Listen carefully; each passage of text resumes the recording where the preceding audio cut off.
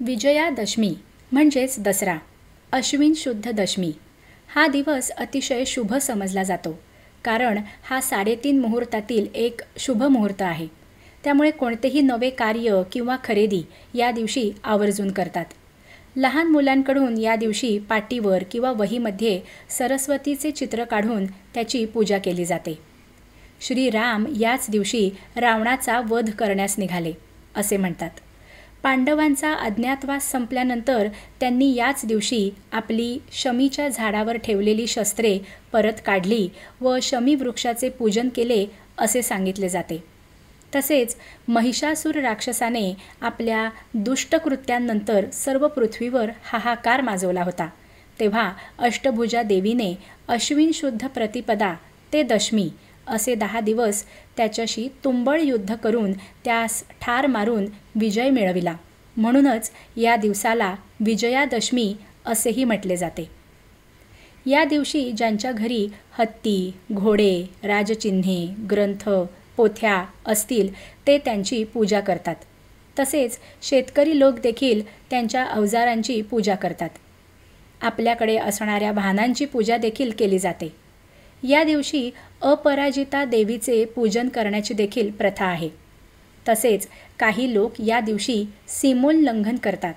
म्हणजेच गावाच्या ईशान्य दिशेस जाऊन शमी किंवा आपट्याच्या झाडाची पूजा करून मग त्या झाडाची पाने तोडून आणून ती नातेवाईकांना, मित्रमंडळींना वाटतात व घरी आल्यावर बहिणीकडून किंवा बायकोकडून ओवाळून घेतात.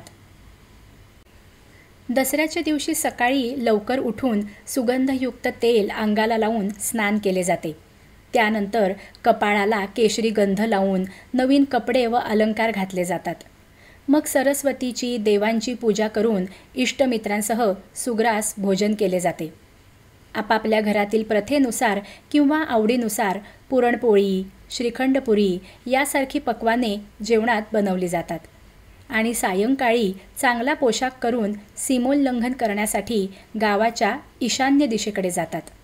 तिथे गेल्यावर आपट्याच्या झाडाची छोट्या आकाराची पाने आणली जातात व ही पाने सोने म्हणून एकमेकांना वाटली जातात. पूर्वीच्या काळी खरे सोने दिले जात असे.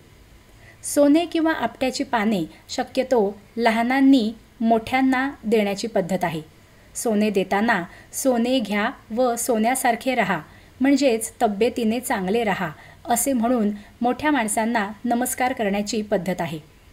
अशा प्रकारे सीमोल्लंघन करून घरी आल्यावर बहिणीकडून किंवा बायकोकडून ओवाळून घेणे व ओवाळणीत सोने घालणे ही देखील पूर्वीची पद्धत असे. तर अशा प्रकारे दसरा हा दिवस अतिशय आनंदात साजरा करण्याची प्रथा आहे. या शुभ पर्वणी निमित्त तुमच्या आयुष्यातील सकारात्मक, आनंददायी गोष्टींची वृद्धी होऊन यापुढील काळ सर्वांना शुभ व सुवर्ण समृद्धीकारक असावा या शुभेच्छा व अभिष्टचिंतन. धन्यवाद.